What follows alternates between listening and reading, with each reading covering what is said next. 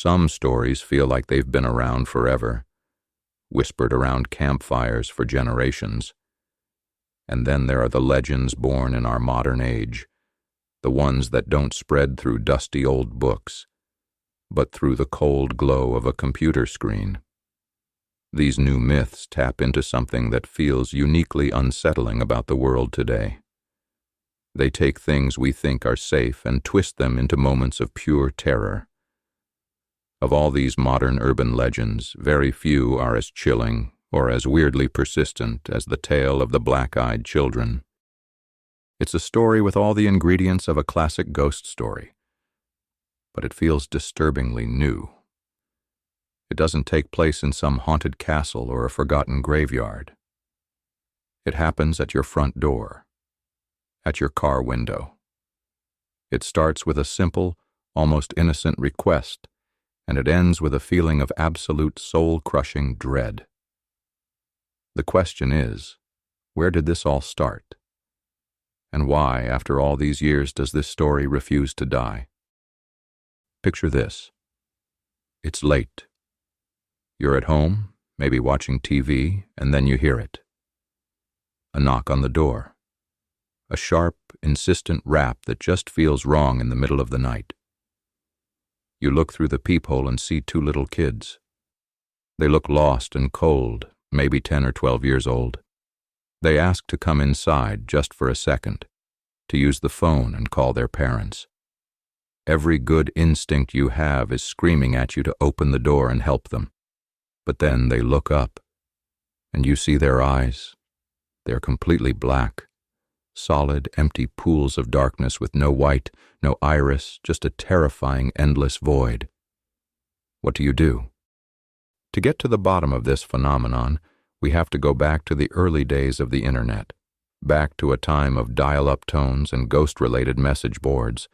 The year is 1996, and a Texas reporter named Brian Bethel decides to share a strange and deeply unsettling experience he'd had. He posts his story online, and in doing so, he pretty much unleashes a brand new monster into the world. Bethel was in his car late one night, parked outside a movie theater, using the light from the marquee to write a check. Suddenly, a knock on his driver's side window startles him. Standing there were two boys, somewhere between 9 and 12 years old.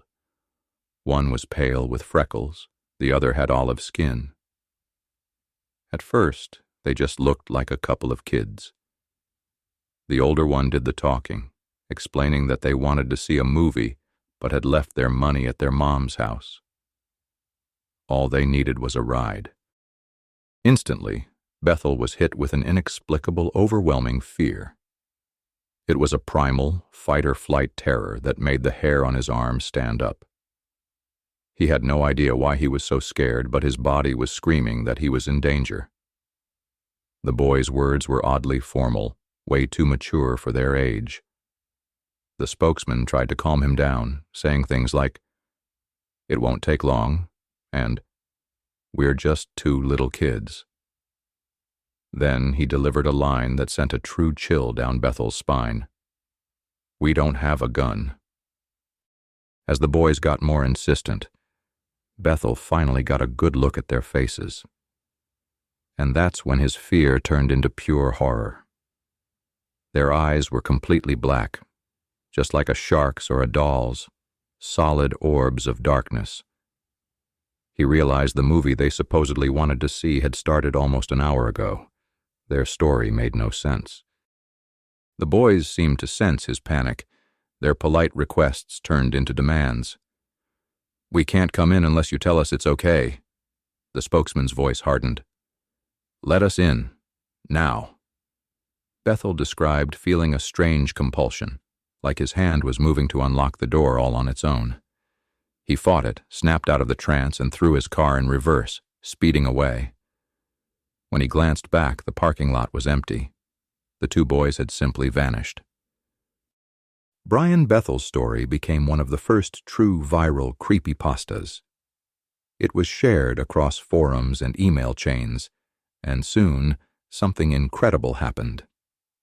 Other people started sharing their own, eerily similar stories. It seemed Bethel wasn't the only one who had been visited by children with soulless black eyes. The stories that bubbled up after Bethel's post established a chilling and very consistent pattern. The black-eyed children, or Becks, almost always show up at night, usually in isolated places. They come to your house or your car and ask to be let in. The reasons are always simple. They need to use the phone, they need a ride, they're lost. But every single story has two things in common. First, the person they visit is overwhelmed with a deep, unexplainable dread, a gut feeling of terror that kicks in before they even see the eyes. And second, the children can't come in unless you specifically invite them. They need your permission. One of the most famous stories that helped cement the legend is the Vermont Snowstorm account. This tale, which became a cornerstone of online lore, describes a couple living in a rural part of Vermont. One winter night, during a heavy blizzard, they were woken up by a loud, aggressive banging on their front door. Outside were two children, a boy and a girl, who were shockingly underdressed for the storm and weren't even shivering. They kept their heads down and asked if they could please come inside and wait. The couple's compassion won out over their gut feeling, and they let the children in. The moment they stepped inside, the entire feeling of the house changed. The couple's cats reacted with pure terror, hissing and hiding. The children sat silently on the couch, their movements seeming robotic and unnatural. When the wife offered them hot cocoa, they finally looked up, and she saw their eyes. Pure black. Just as the husband was hit with a sudden, severe nosebleed, the power in the house went out. In the darkness, the children stood up and said together, "Our parents are here." They walked out the front door, leaving it wide open. When the couple looked outside, they saw the children getting into a black car with two tall men in black suits, who then drove off into the blizzard. But the horror wasn't over. In the weeks that followed, the couple was plagued by misfortune. Their pets disappeared or were found dead. The husband's nosebleeds continued, and he was soon diagnosed with aggressive skin cancer. The wife also started suffering from health problems. It seemed their one act of kindness had invited a curse right into their lives. Stories like this are so terrifying because they twist our most basic instincts, our desire to help a child who seems to be in trouble. It really makes you wonder what you'd do. Have you ever had an experience you just couldn't explain? A knock on the door that felt wrong, or a weird encounter on a dark road? Let me know your own stories and theories down in the comments. And hey, if you're getting as pulled into this mystery as I am, take a second to hit that like button and subscribe for more deep dives into the world's most unsettling legends. What started as an American internet legend didn't stay there for long. Soon enough, it crossed the Atlantic and landed in the United Kingdom, a place with its own rich history of ghost stories. A new hotspot for Beck sightings emerged. Cannock Chase, a large forest in Staffordshire already known for paranormal activity. People had reported seeing a ghostly young girl there since the 1980s, but in the 2010s, the sightings became much more specific and much more frightening. In 2014, the area blew up internationally when local newspapers ran front-page stories about a shock rise in sightings of a black-eyed child in the forest. Witnesses described a little girl with pale skin and dressed in rags who would appear suddenly on the paths. One dog walker said a giggling child tugged on his coat before just vanishing into the trees. Like so many others, he felt a real sense of fear that stuck with him long after she was gone. Some locals believe the ghost is the spirit of a girl who was murdered in the area in the 1960s, her tragic story now tangled up with this global phenomenon. Paranormal investigator Lee Brickley, who has documented countless encounters, says the area seems to be a magnet for these kinds of unsettling events. But the sightings aren't just in houses and forests. People report seeing these children on the side of lonely roads, trying to hitch a ride. They appear in busy apartment buildings and even on military bases.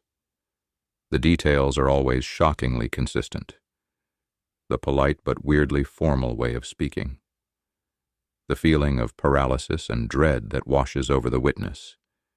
And always that same insistence on being invited inside, on getting your permission to cross the threshold. So the big question is still hanging there.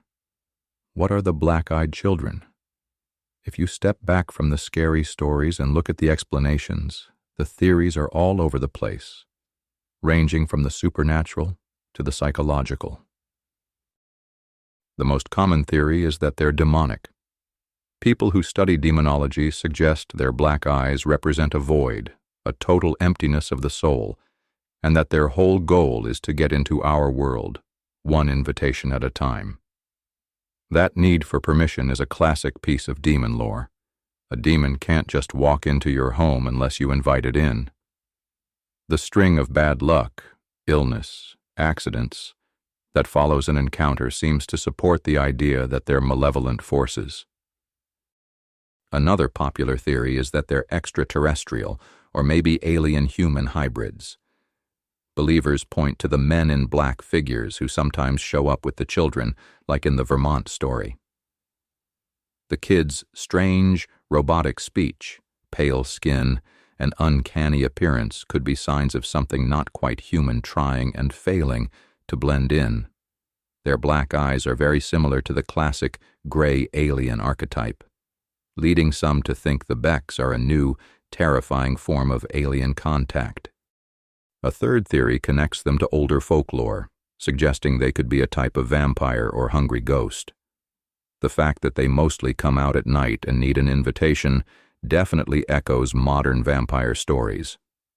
Some folklorists even link them to ancient legends like the changeling, a fairy creature swapped for a human child, or other evil spirits that disguise themselves as kids to trick you. Finally, there's the psychological explanation. Skeptics argue that the BEK phenomenon is a textbook example of an urban legend getting supercharged by the internet. The story preys on our deepest fears, our suspicion of strangers, the discomfort of the uncanny valley, and the idea of childhood innocence being twisted into something monstrous. The black eyes could just be a trick of low light, or our minds filling in the blanks in a terrifying situation. Conditions like sleep paralysis, which can cause vivid hallucinations, might also explain some encounters. The internet then acts like an echo chamber, repeating and standardizing the story until it becomes a shared, self-sustaining myth. So what's the truth behind the black-eyed children? Are they demons knocking on our doors? Alien visitors in disguise? A new kind of vampire for the modern age? Or are they just a story, a digital folktale born from a single post on an old internet forum, a creepypasta that took on a life of its own? There is no physical, verifiable proof that they exist. All we have are the stories. Dozens, maybe hundreds, of first-hand accounts from people who swear that what they saw was real. These stories stick with us because they tap into a fundamental human conflict, our instinct to help versus our instinct to survive. They remind us that the world can be a strange and terrifying place, and that sometimes the scariest things aren't hiding in the shadows of some old castle.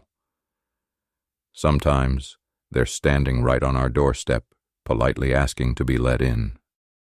The legend of the black-eyed children leaves us all with a chilling personal question. If you heard that knock late at night and saw two small children with empty black eyes staring back at you, what would you do? Would you turn the lock? Or would you open the door?